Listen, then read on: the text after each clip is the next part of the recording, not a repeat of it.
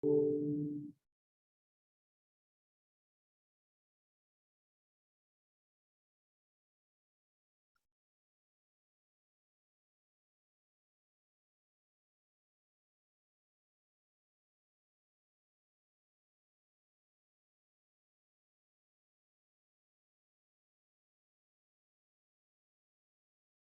morning. Thank you for joining us. We're going to wait a couple minutes and then we'll get started.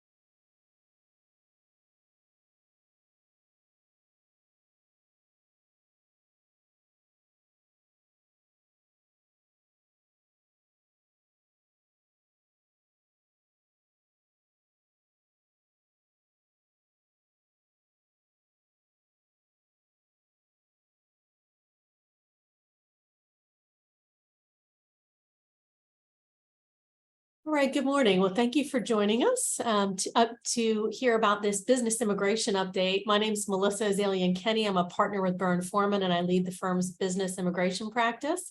And I'm joined today by my partner, John Eggert. John will be presenting the second half of the presentation. And just a couple of housekeeping items before we get into the agenda. First of all, if you have any questions as we go along, please use the Q&A function on the screen that you see, and we will be happy to try to address your questions. If you do have something that you don't want to put in the Q&A and you want to email us afterwards, our emails are here listed at the bottom of the screen cover page here, so please feel free to email us. We're happy to answer anything that you might have. We also can send you a copy of the PowerPoint if that would be helpful. And last but not least, we do have a Burr immigration blog. We write pretty frequently on that as new developments are coming up in the immigration arena. So if that's not something that you're subscribed to and you would be interested in getting that, again, just let John or I know and we'd be happy to get you signed up. So with that, let me jump us right into the agenda. We thought that it would be a good time to maybe do a webinar for some of our clients and others because of the H-1B cap season right around the corner. And, you know, a lot of employers are interested in that because of some of the workforce shortages that they're seeing, which is not a new story. I mean, that's something that's been continuing for some time now. So we're going to first talk about what you can anticipate with the fiscal year 2024 H-1B cap season. We'll also talk about some alternatives to H-1B if perhaps you file a case and you're not selected in the registration or lottery period this year. So we'll go through kind of the various types of business immigration visas. We're then going to talk about green cards, the different types of green cards and how that process works and how it, you know, can be a nice transition from a business visa strategy to a more permanent strategy for someone that you want to keep for a while. And then we're going to end with an I-9 compliance update and also an agency update and give you kind of a flavor of some of the new things that are going on in the immigration world.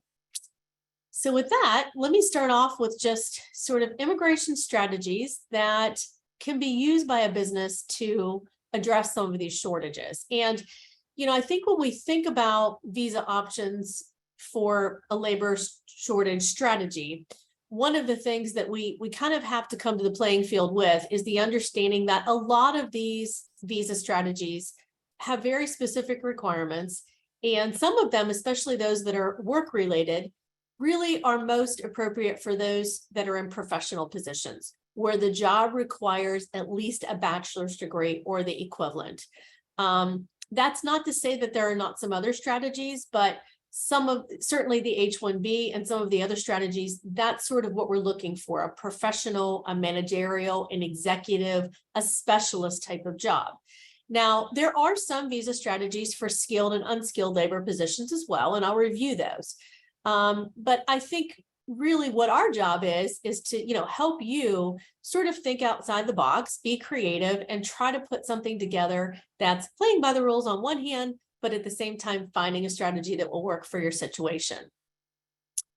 So this slide has a lot of bullet points, but I think it's a good overview of some of the things that we need to know when we're working with you to file a case, but also some of the things that you might be thinking about as you're thinking about whether something might fit into an immigration strategy. So we always want to know, what are the short and long-term immigration goals? Is this person coming to stay for a short period of time? Is it just a 2-week visit? Is it something where you want them to work for multiple years for the company? And what is their purpose? So how long do they want to stay? What is their purpose? We also want to know, what is your corporate structure and what affiliated entities do you have? Are you doing a business abroad or just in the US? And if so, where are your other locations? Are they active? Are they operating? How are those entities corporately related? Do we have a parent subsidiary situation? Maybe we have corporate affiliates, maybe 2 entities that are owned by the same parent. All of that can be important, including the ownership of those entities. Are they owned by an individual? Those all become very important in helping you select the right immigration strategy. The nationality and citizenship of the individuals coming to the US is also important, particularly as it relates to the e-visa, which we'll talk about a little bit later. But we're wanting to sort of look at the nationality of the person coming, and maybe even the nationality of the business, in other words, who owns the US business. The size of the investment and any anticipated revenues is also something that's important in the e-visa strategy, as well as, some other strategies. Good financials are always very helpful in immigration petitions. If you are a new enterprise, the status of your business plan is something that oftentimes we will submit with a petition, maybe looking at your projected hiring patterns, your projected revenues, how much has been invested into the business. So sometimes that will be something we'll ask for. And then, of course, looking at who it is that you want to bring. What are their qualifications? Do they have a degree?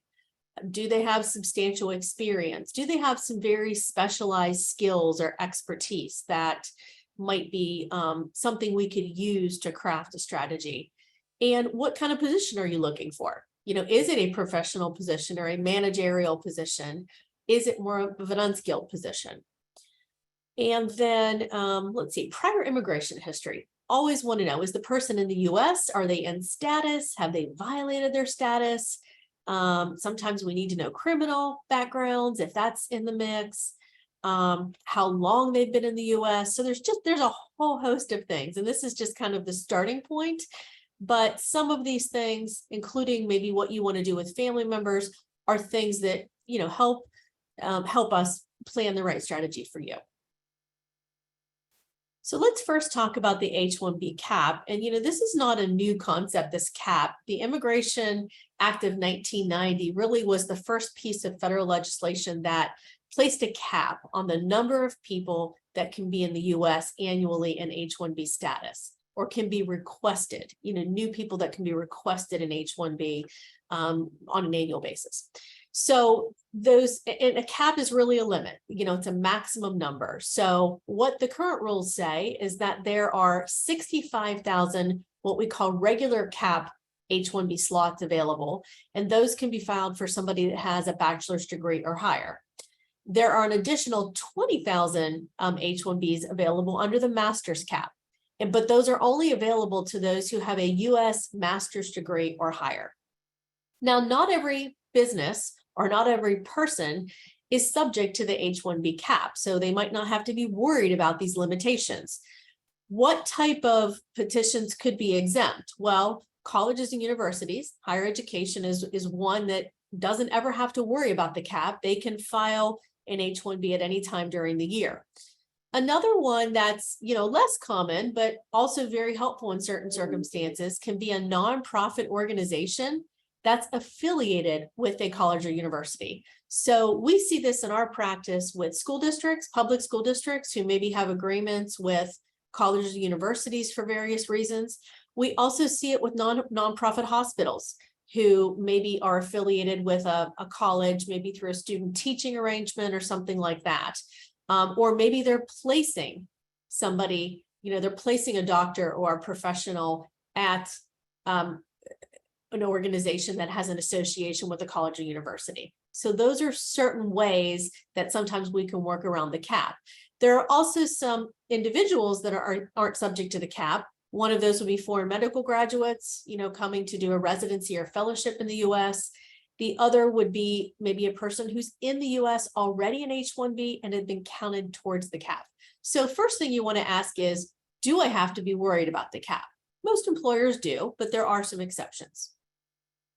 So if you do have to worry about the cap, kind of understanding what it is a helpful thing. So now USCIS, which is where all immigration petitions are filed, the United States Citizenship and Immigration Services, they have an online registration system where an employer registers, and that's where the H-1B cap cases are selected. It used to be, if you've been in this business for a while, you know this, that you had to file a complete H-1B petition, usually on April 1st or a few days after that, laying out your entire case strategy and spending lots of money to do that. And a couple of years ago, they changed that so that now there's just an H-1B registration account that you submit information to, and it's pretty skeletal. You are not filing, information in detail about the job or the wage rate or the person. You're just sort of submitting some basic information, $10 registration fee. So what we've seen with that is a lot more employers are willing to throw a case in the ring, right? $10, pretty cost effective. And you can see here that from 2022 to 2023, there was over a 60% increase in the number of registrations. And I anticipate that that will probably be pretty, high this year as well.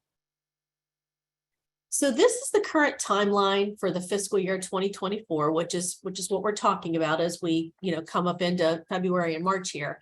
So employers can begin registering their accounts on February 21st. There's a way that you do that. There's a website that you go to and you sort of register some information, and you also can kind of connect your account to counsel that you might be using.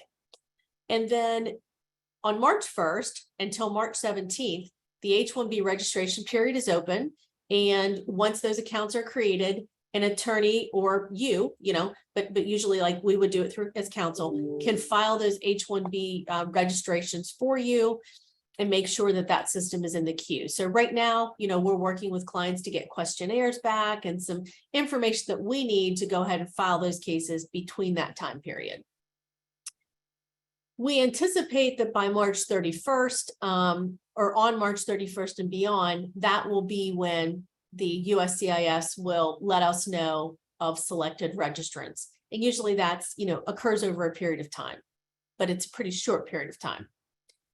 So if you have a case that's selected in the H-1B cap, normally what would happen is you would get an email. You eventually would get this sort of receipt here that I have at the bottom, a registration selection notice. And this would tell you that you submitted a registration on behalf of someone and the registration has been selected. This is not the same as petition approval. This just means you've been selected for one of the eligible cap slots.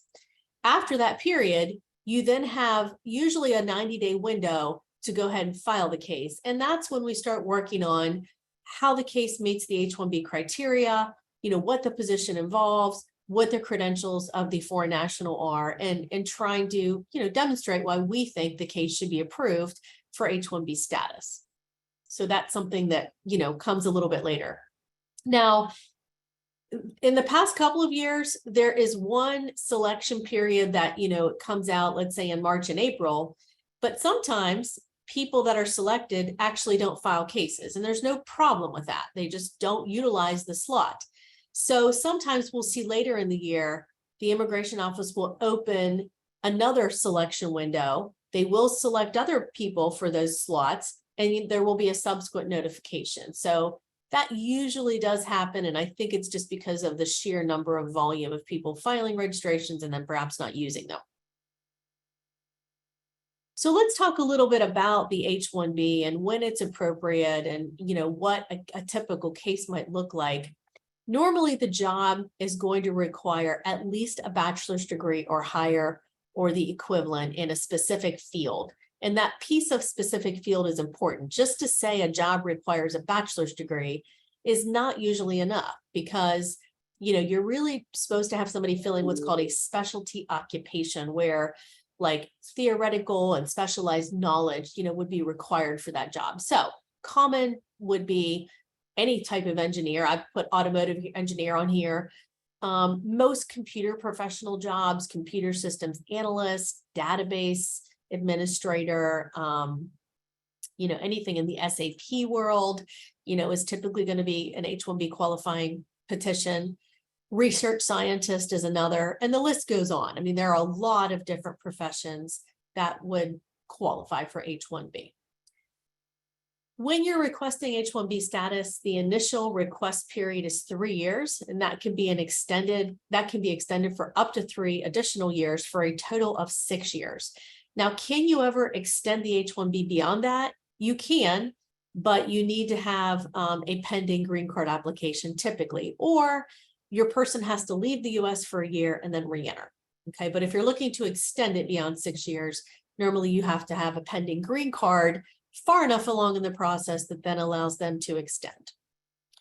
H-1Bs can be full-time or part-time. I mean, most of the cases that we do are full-time, but somebody can have 2 H-1Bs for 2 different, let's say, part-time positions.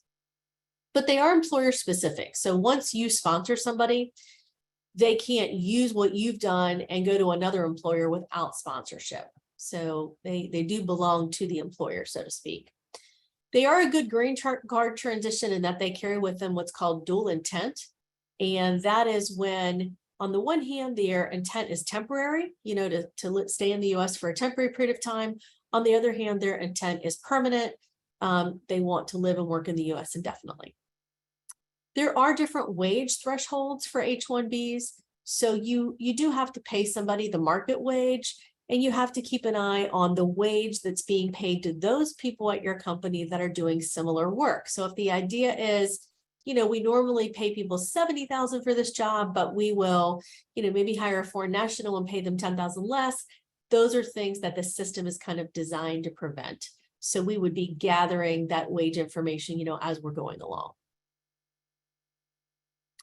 Okay, the next strategy that I want to talk about is the business visitor. That can either be in the form of a B1, B2 visa, or it can be in the form of ESTA. ESTA is a program that allows business visitors to come to the US, but they don't need an actual visitor visa to come. There are about 27 countries that the US has agreements with that permits these ESTA visitors to come pretty easily. And normally they're coming for a short-term business purpose, usually up to 6 months. ESTA is 90 days, so it's a little less. And maybe a purpose might be attending company meetings, consulting with business associates, going to a conference, maybe doing some short-term training. So you can see that it's not a productive employment situation. It's more just coming for a business visitor type of purpose. Now, one of the questions that we get a lot about are people that maybe a US business has bought some equipment from a foreign manufacturer. And as part of that equipment sale, there's a contract that says, we, equipment manufacturer, will send some people over to the US to help you install the equipment. Maybe they'll repair or service the equipment, and we will send those people over, as part of the contract. That is also an appropriate business purpose. Okay, that's sort of the equipment installation with specific parameters. Usually it's, commercial or industrial equipment. It's being sold by this non-US entity, and the person is, the people are coming over pursuant to that written contract to perform services for that US buyer, installing, servicing, or repairing equipment. This category cannot be used for construction work unless you're a supervisor in the construction industry and you're supervising US workers. It can be used there. There have been some abuses here. You're probably familiar with those. We've all read about them in the news. So it is something that does have some close scrutiny by the immigration office and by the border officials. So it's important that if you're going to use this, you're well prepared. You can't compensate the people by the U.S. entity, right? Why? Because they're not employees. And I think a good way to approach a B1, B2 entry or ESTA is to make sure that you're well prepared with the documents. You want to have a solid invitation letter that really explains what the person's going to be doing, how long they're going to be staying. Maybe you would like to have also some sort of employment verification letter from their foreign employer, kind of indicating what they're returning to there and maybe their skills. You might have some other supporting documents. Maybe there's a need to have a contract, like in an equipment installation situation. So, documents are really key for this strategy, and just being prepared and ready to answer the questions that could come. All right, another strategy is the E1 or E2 Treaty Trader Investor Visa. And the hypo I gave up here is, pretty typical. A French company makes a substantial investment in its wholly owned U.S. subsidiary, and a French national wants to work for the U.S. entity. So with an E visa, first of all, we're looking to see, is there a treaty between the U.S. and the foreign country where the person's coming from? Okay, so there is a treaty between the U.S. and France, as most Western European countries and beyond. But that would be the first starting point here. Do we have the requisite treaty between the U.S. and the foreign country? If we have that, then we're looking to say, okay, let's look at the U.S. position. And as we trace the ownership of that U.S. position all the way to the top, what is the nationality of that U.S. entity?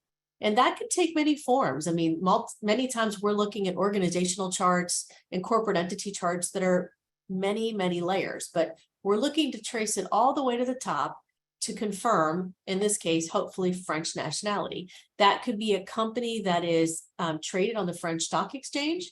That could be somebody who's a French national, owning at least 50% of the business. And that's the threshold, 50% of the business. That's what we're looking for, French nationality. We also were making sure that the person who's coming is a French national. So we couldn't, in this hypo, send a German national to a French company and use the E1 or E2. So there has to be aligned nationality. We're also looking for a U.S. business that's active and operating. We're looking for, employees that they might be hiring, profits over a period of time, projected revenue growth, maybe a very solid business plan. So it can't be something where maybe somebody's coming in just to engage in their sole livelihood. It's supposed to be an active, operating business. And the person's usually coming to either be a manager or an executive, or perform some sort of essential skills, maybe very specialized sort of technical position or something like that. And there's some flexibility there. Examples would be automotive technician, purchasing specialist, certainly any kind of manager or executive. It is a 2-year admission. There are indefinite extensions on that. And now the spouse does have automatic work authorization, which is very helpful. It used to be you had to apply for that. Now that's automatically available for the spouse. One thing that can jeopardize the E2 or E1 status is if there's a change in the corporate structure. So if the U.S. entity is sold and it loses the French nationality, that can invalidate the E visa holder. So if you anticipate any changes coming up, that is a good time to call your counsel. All right, another visa quickly to review is the E3 status.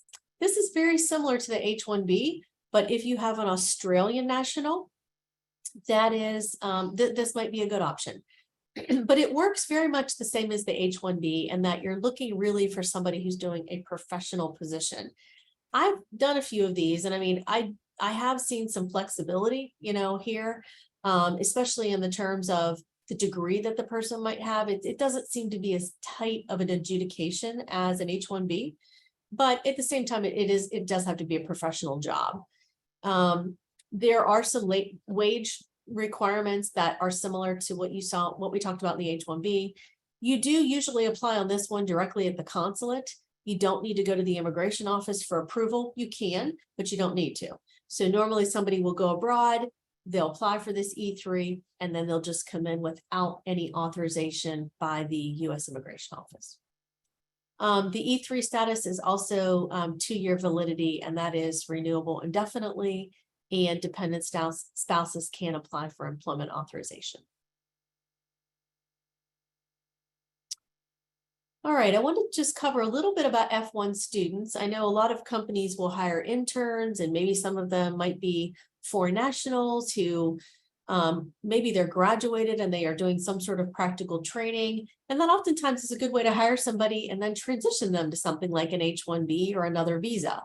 So college or university students are typically here in F1 status, and they're able to work as part of what we call a practical training program. And normally that work has to be related to their field of study. The total time that they have is 12 months at each academic level. So if somebody's a bachelor's degree level program, they have 12 months there. If they go to the master's, they then have an additional 12 months. All of this has to be coordinated through the school official at their college or university, even if they've graduated. So they would be going back to what we call the designated school official. They would be getting some authorization for this OPT and making sure that all of the requirements are met and the appropriate documents are endorsed. There's also something called curricular practical training. It's similar. It's more of an internship or co-op.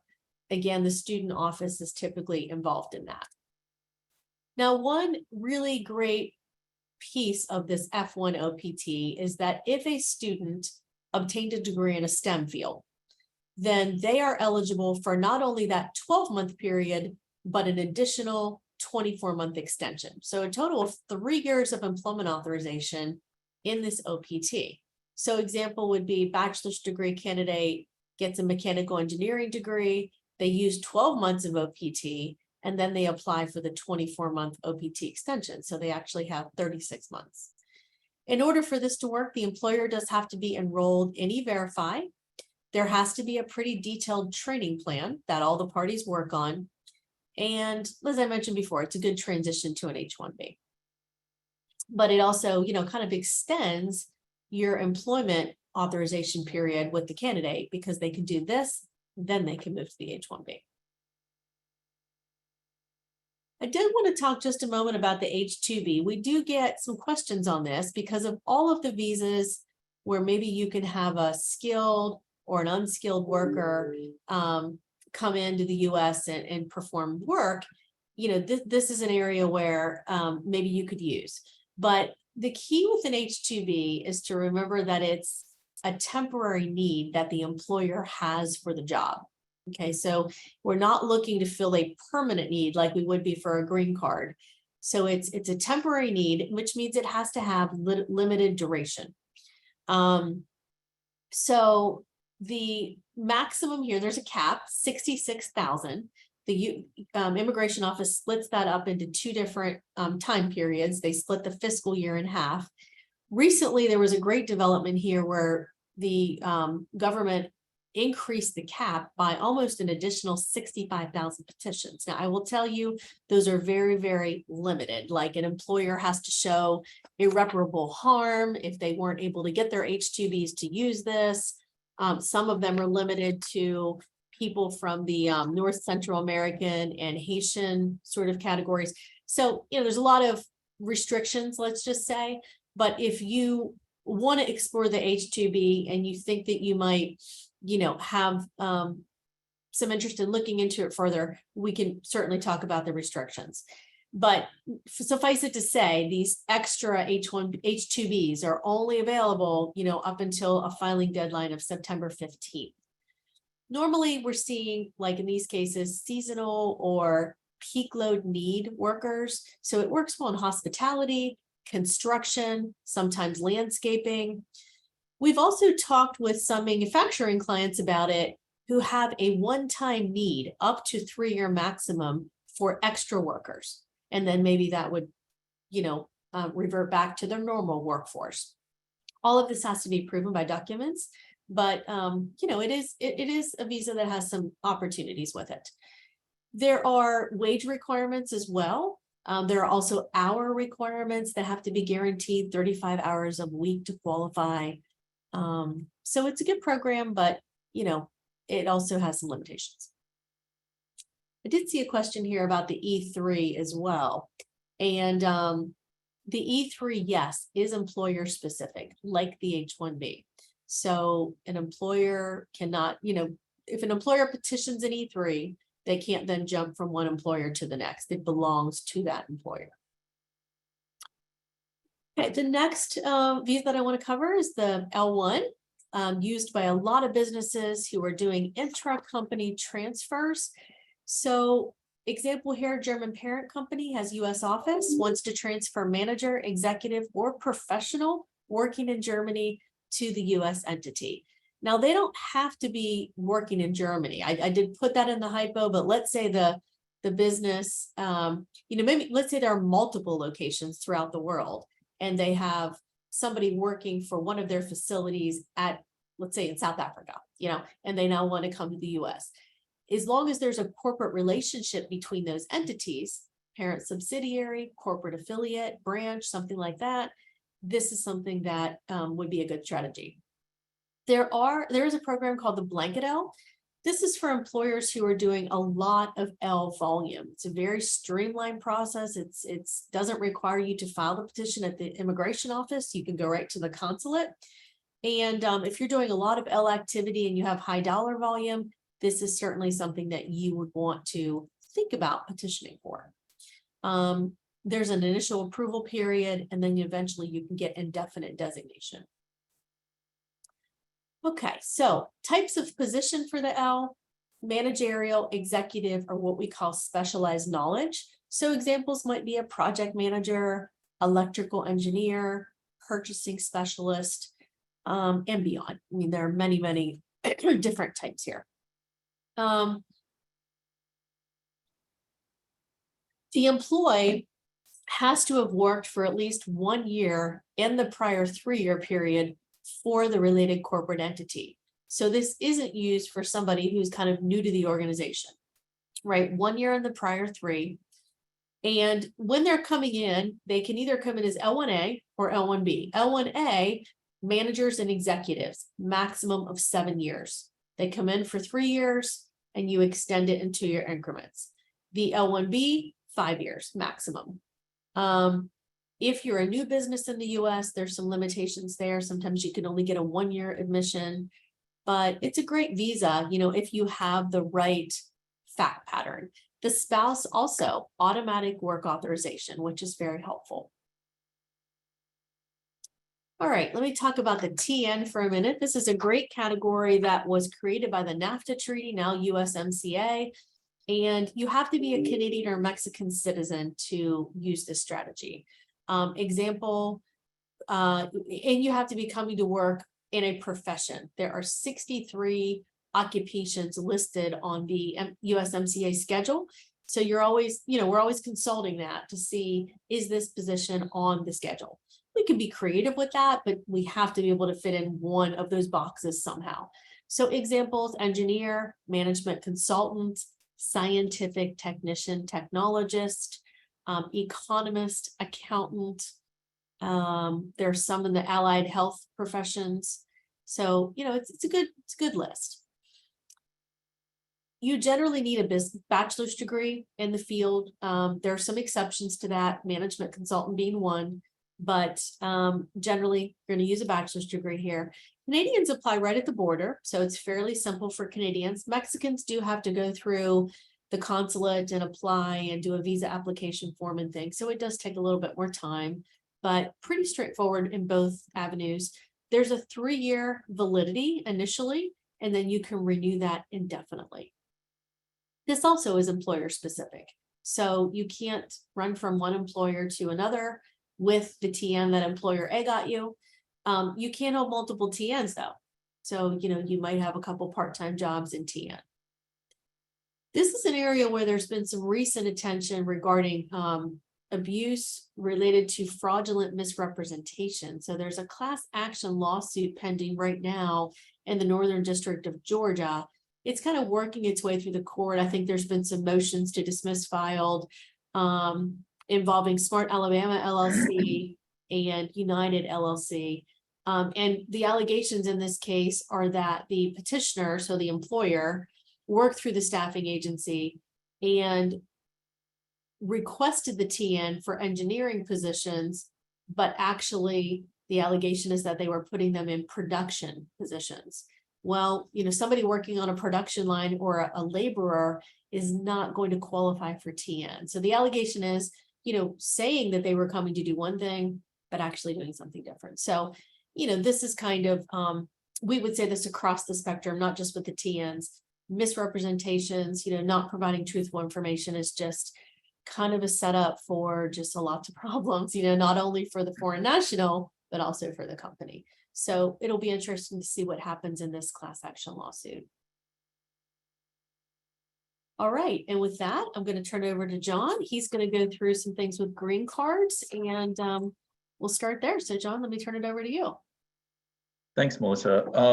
So up to this point in time, Melissa's been discussing what we would call kind of non-immigrant or temporary temporary visas, meaning although maybe, possibly way down the road, there's going to be some sort of an end to that visa really at the end of the day. The other side of that coin is permanent residency. And what I mean by permanent residency is more commonly known as a green card. Now, there are a number of different ways somebody can get to a green card at the end of the day, but we're going to discuss employment-based options today. And in other words, green cards that are somehow rooted in employment or work or somehow related to employment or work. So you'll see up here, there are three primary categories of employment-based green cards. And just as Melissa kind of discussed with all the temporary visas earlier, each of these categories is going to have their own kind of different requirements that you have. You can, I think it's easy to kind of think of these categories as a mountain. You have at the top of the mountain, the EB1, which is kind of the hardest place to get to. These are your priority workers, and they include things like aliens of extraordinary ability, kind of people that have kind of risen to the very top of their profession, and then also multinational managers and executives. Next, you have the EB2 category, which is aliens of exceptional ability or members of the professions holding an advanced degree. So these individuals, maybe they're not quite as at the top of the mountain as the EB1, but they're still pretty high up there. For the advanced degree option, you're generally going to be looking at people that have at least a master's degree. So, maybe not the most qualified people in the world, but still very highly qualified at the end of the day in order to be able to qualify for the EB2. The last group we have is the EB3, and that includes kind of two different sections, if you will, skilled workers and professionals. Skilled workers are going to be individuals that are filling roles with requiring at least 2 years of related experience. And then kind of the other side of that category are professionals that are going to be people filling roles requiring at least a bachelor's degree. So kind of two different areas within that EB3 category. So ultimately, you can see that, as you kind of climb the mountain here from EB3 to EB2 to EB1, you're generally going to have to be more and more educated or more and more experienced in order to qualify for these for these different categories. So those were the types of green cards. Let's talk a little bit about the actual process that you might have to go through if you're going to sponsor a foreign national. For most types of those employment-based green cards that I just went through, you're looking at a 3-step process, and that's kind of the steps that I have on the screen right here. The first step is called the Perm labor certification. The good news about this step is there's no filing fee. The bad news is that it can be a little time consuming.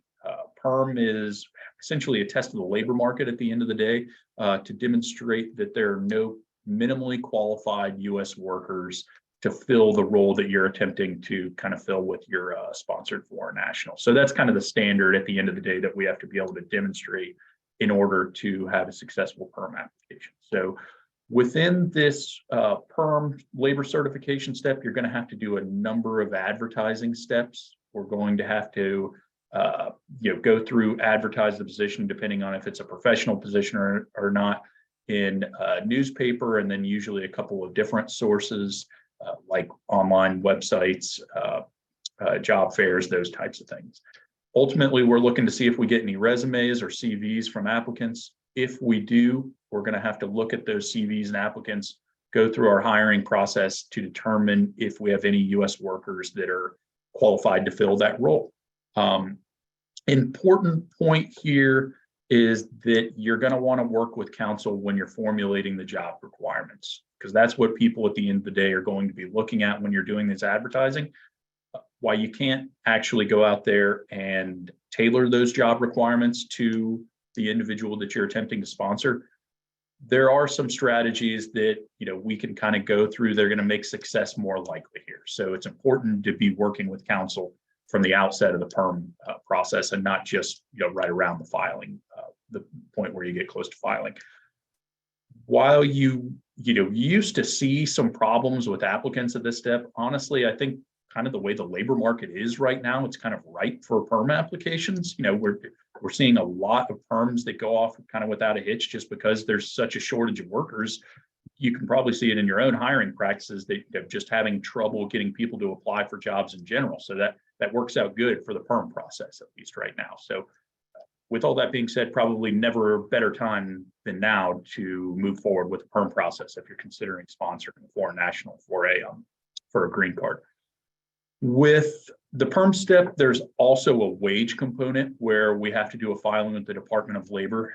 That ultimately Department of Labor is going to assign our position what they call prevailing wage here, and we're going to pay the foreign national at least that prevailing wage at the end of the day. And it's going to be, the wage is going to be based off of the duties that we assign to the position and the educational and experience requirements.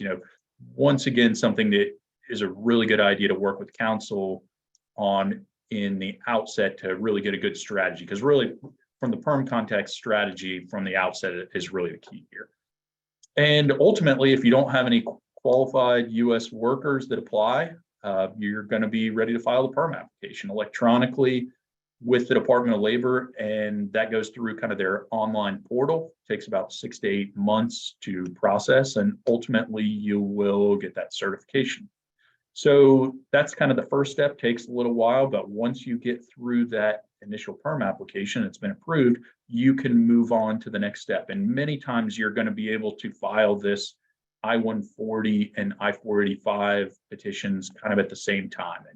And the kind of one big difference between these filings and the one you do at the perm is that this is going to be done with the actual immigration office. So it's going to be a filing with USCIS as opposed to the Department of Labor. The I-140 is, I guess you can best describe it as a filing kind of confirming that the job requirements that you've outlined are going to meet one of those green card categories that we've said before. And then we're also going to demonstrate that our foreign national actually meets kind of the minimum education and experience requirements that we've outlined as well. The I-485 application, probably best described as being more personal to the individual. This is where you're going to see questions like whether the foreign national has any criminal convictions, do they have any prior immigration violations, are there any problematic party affiliations like with the Communist Party and that type of thing. There are definitely ways around that, but this is where those issues are going to be raised. This is also the area where you're going to see interviews, although in the employment context, we've kind of seen a lot of those interviews be waived recently. You do still see them from time to time, but at the I-485 stage, that's ultimately where you're gonna see those interviews at the end of the day. So moving on to timing considerations, probably the trickiest part of an employment-based green card is the timing aspect, because a lot of times we're working kind of against the clock here to some degree, because there's usually somewhat of a time limitation in terms of how long people can stay and work on a temporary work visa, one of those visas that Melissa just talked about. And ultimately, the goal is here to get the green card approved before that clock runs out. So as I said earlier, the perm process kind of involves a number of different recruiting steps and also has that wage component. You can't actually file the perm application until the wage has been issued by the Department of Labor.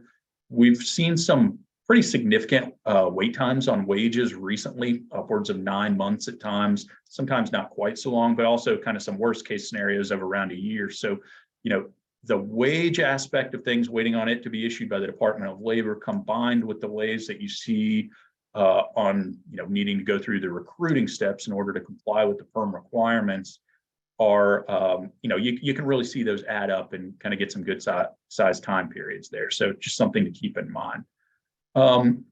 So I'm going to speak kind of in terms of H-1Bs on the next bullet point, partly because we're kind of an H-1B season, like Melissa talked about with the CAT filings, but also because you pretty regularly see transitions from an H-1B visa to a green card, either that or an L-1A or an L-1B to a green card, just because those types of temporary visas are really a great springboard from an intent standpoint. But we typically see movement, or we typically want to see movement towards a green card by at least the 4th year in H-1B status. And the reason for that is that if you file the perm application before the end of the 5th year in H-1B status, that 6-year maximum that Melissa talked about earlier is no longer going to apply. And you can kind of continue to extend your H-1B status indefinitely as long as you're still in the green card process. So looking at this example that we have on the slide here, Randy starts working for XYZ company in H-1B status on January the 1st, 2020. He moves into ABC company in H-1B status on January the 1st, 2023. So he's been in H-1B status for a number of years already. He currently works for ABC and his H-1B status expires on December the 31st, 2025. In this scenario, ABC should begin the green card process for Randy in 2023, which would be the 4th year, but no later than 2024, because ultimately, you got to keep in mind that H-1B maximum period of stay is kind of looming in the background, and we want to stay away from that really at the end of the day. So another timing consideration you have to keep in mind with respect to employment-based green cards relates to the per country limitations that are available each year. And really, I don't want to get too much into the legal weeds, but the general rule here is that nationals of one individual country are not going to be allowed to account for more than 7% of the green cards issued in a given year. So what you get is, ultimately at the end of the day, someplace like China or India that has a large number of individuals that are ultimately applying for green cards, just kind of de facto at the end of the day, is a backlog for a country that reaches its limit, that essentially kind of starts a line for people waiting to file the last portion of the green card process. How do we determine what our place in line is? We look to something that's called the priority date. And that date is going to be assigned based on the date of the filing of the first step in the green card process, which typically is the perm application. We'll talk about in a second some kind of exceptions to that rule, but typically the perm application filing date is going to be considered somebody's priority date. That's going to be their quote unquote place in the line for the backlogs at the end of the day. Each month, the Department of State puts out what they call the visa bulletin, and that's kind of going to be the guideline that we're going to be looking at to tell us, what priority date is the cutoff at the end of the day that will allow for people to go ahead and file for that last portion of the green card process. So once again, this becomes very, very important for individuals from India and from China, because those were kind of the standard countries that you typically see the backlogs at the end of the day. So how can we move the process along? One of the best ways is to avoid just the perm process altogether. And really what that comes down to is, we have the perm process to avoid taking jobs away from U.S. workers. But the fact of the matter is that immigration law is going to, in certain circumstances, recognize that there are people that are so highly qualified or so important that we don't really care if there's a U.S. worker that's minimally qualified to fill that role. We want these individuals regardless. And the first place that you're really going to see that bypassing of the perm process is in the EB-1 context. So, going back to my example earlier, we're talking about the individuals who are at the very kind of top of the mountain, if you will. So, either very highly qualified individuals or multinational managers and executives. Those are types of people that you're going to see in the EB1 context. And, the great thing about the multinational manager green card that I will kind of note just quickly here is that, you should be able to largely utilize the same setup that you used for the L1A, as long as that individual kind of worked abroad for a related entity for 1 year in the prior 3, and they're kind of coming here to fill a role that is managerial or executive. You should be able to use that L1A petition kind of as a really good guideline for an EB1 multinational manager petition. And the great thing is that while in the past those types of petitions maybe took a little while, we now have premium processing available only kind of in the last year or so. I think that has been available for those types of petitions that are going to provide us with a little bit of an expedited review there.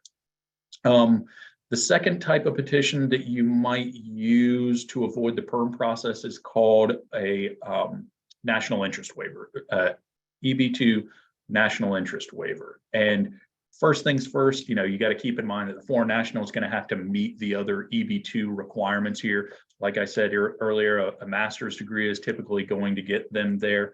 But, there's going to be some additional requirements that we have to demonstrate in order to really rationalize why we don't have to test the labor market at the end of the day. First thing we're going to have to show is that the individual's work has substantial merit and national importance.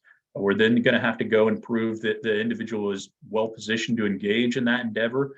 And then we're going to have to show that it'll be beneficial to the public to waive the PERM requirement. So good example of this is we had a case early on in the pandemic where we had a researcher that was developing COVID-19 screening methods. So pretty slam dunk case at the end of the day. We didn't really care if there was a US worker that happened to have a bachelor's degree in biology, because this guy was doing such great work that it made sense to just give him a green card kind of at the end of the day, assuming he kind of meets the rest of the requirements.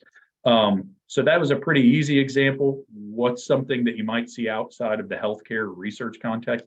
Maybe in the automotive sector, you have an engineer that's developing a new technology related to electric vehicles, or something like that. I think that would be a specific example where we could probably craft a great argument that a national interest waiver would be a good option there. So that's green cards. I do want to jump into I-9s a little bit here. Throughout the pandemic, we've seen a lot of variations kind of from the legal norm, but ultimately we've kind of seen a little bit of a shift back to that norm. We saw kind of the weird rules with unemployment early on, and those have kind of gone away. We've seen student loans that seem like they're kind of making their way back to the to repayment mode and that type of thing. But I-9 verification is one that's, we've seen flexibility and stayed pretty consistent, and it might be here to stay at the end of the day. So first off, keep in mind the traditional rule here is that employers are going to be required to physically inspect a new employee's identification and work authorization documents within 3 days of hire. And with the start of the pandemic, we saw a lot of work sites go remote. And with that, almost immediately, ICE comes out with kind of some temporary guidance that allows for remote inspection of documents, where workplaces ultimately were operating remotely. Kind of was a move by ICE to say, we understand that these work sites are operating remotely. We're going to allow you to review these documents through Zoom or through PDF or something of that nature. In April 2021, we saw a shift from ICE where they're now saying, okay, first of all, if you are physically reporting to the work site on a regular, consistent basis, those employees' documents have to be viewed physically. So, it kind of a little bit of taking back on that relaxation. Secondly, if you have a truly remote employee, they're going to have to undergo the physical inspection just as they would have prior to the beginning of the pandemic. So Melissa and I have a remote paralegal that works in Atlanta, generally speaking, works from home. He's going to be subject to the normal physical inspection requirements going forward. The third thing that we learned about with this April 2021 guidance is that, that temporary virtual flexibility, excuse me, it's going to remain in place for those performing remote work due to COVID precautions, as long as they're kind of hired in this April 1st or on or after that April 1st, 2021 timeframe. So ICE here, really, they've kind of recognized that you're going to get some flexibility in the event of an audit, I think. And I think this is ultimately kind of ICE recognizing that it's going to be very tough for them to, effectively issue large fines due to a failure to, have exact compliance here, but something you definitely want to keep in mind moving forward. So where are we now?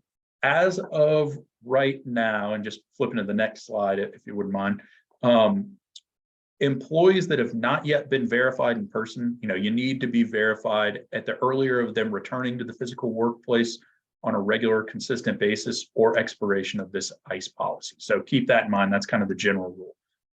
Also keep in mind that if you have employees that were hired after March 2020 that have returned to the workplace and have never undergone physical inspection, you need to do so quickly. While you probably will get some flexibility there, the longer time period that you haven't verified these individuals in person, the less flexibility I think you can expect in the event that you're audited.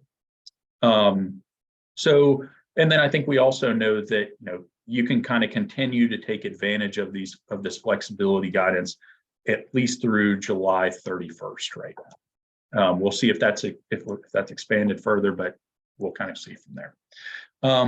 The next issue I wanted to talk about relates to the Department of Justice's Immigrant and Employee Rights section. And what this deals with is, kind of what types of immigration related questions you can ask during the hiring process. And I think this has kind of arisen because of the scramble employers are seeing, trying to find workers really at the end of the day. So what's really happening here more and more is that you have employers going out to these third-party online recruiting platforms to look for workers. So, you have an employer that's partnering with this third party, and the applicant is completing an online application on this third-party website, and they are asking questions that they shouldn't. And when I say they, I mean the third party application. So for example, you might see something like on an application of, do you have a green card? Are you a US citizen? What is your country of nationality? All of these things that could get you in trouble during the hiring process. So kind of in a flurry of recent cases here, what we've seen is the Department of Justice settling with 16 different private companies for about $1 million in civil penalties. And I think what the takeaway here is that first, you got to make sure that you're evaluating your software systems or your third-party recruiting kind of partners, because you could see liability imputed to you at the end of the day. And then secondly, keep in mind that the typical questions you're allowed to ask before making a formal offer of employment are you legally authorized to work in the United States, and will you now or in the future require sponsorship for employment? So keep those two questions in mind, and I think you'll be okay there. But those are just kind of some concerning cases from the Department of Justice, and I think kind of show some where they might be heading in the future. The last kind of major section I wanted to cover here, and I know I'm kind of running short on time, so I'll try to make it quick here, is some agency updates. And the first one I wanted to cover related to waivers related to visa appointments.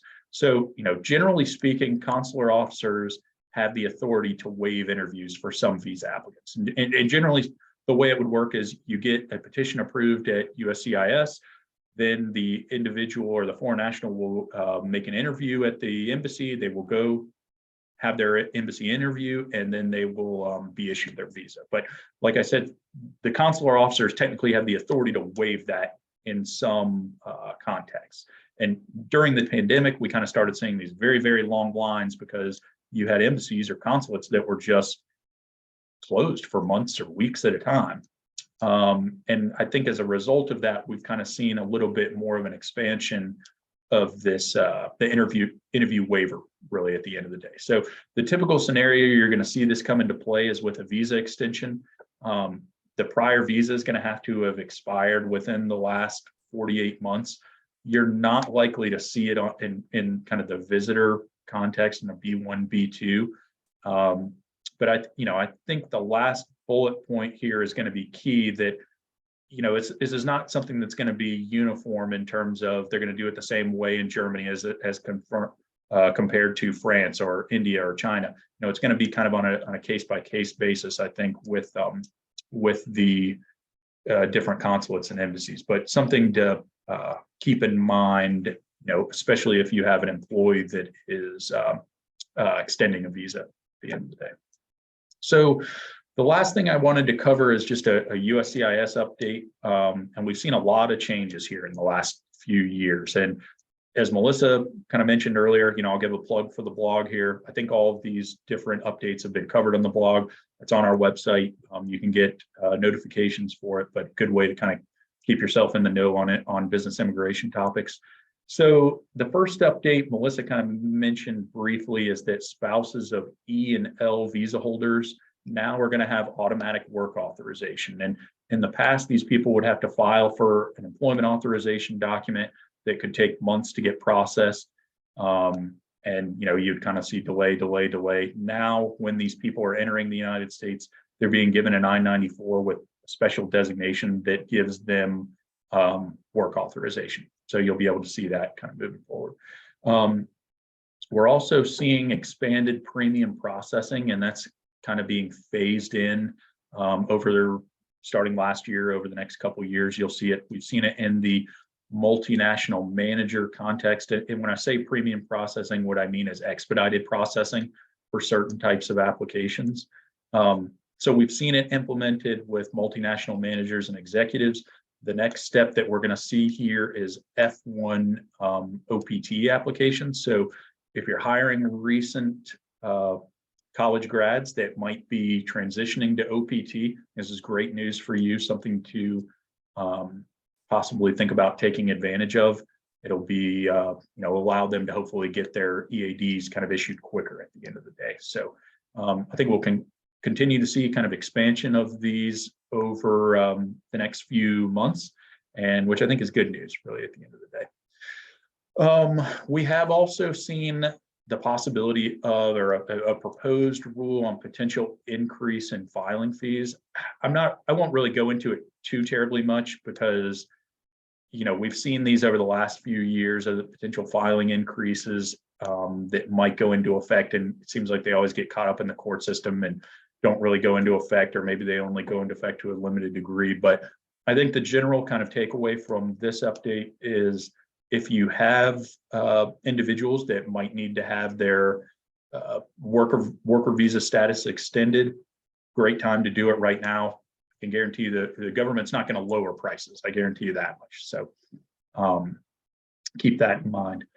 And then the last update I have here is on the public charge rule. So you'll remember, this has kind of been a long time coming in. And the general rule here is that a foreign national is going to be considered ineligible for a green card if they're likely to become primarily dependent on government assistance. So you'll remember that back in the Trump era, there was a new rule that really took a very strict view of this public charge rule and was requiring us in green card applications to undergo this big time financial history background of each applicant, really slowed down the process and really made the process more expensive really at the end of the day. So the good news is this new rule is much less burdensome. It's really just a few questions that we have to answer and then kind of react to any response that we get from the immigration office at the end of the day.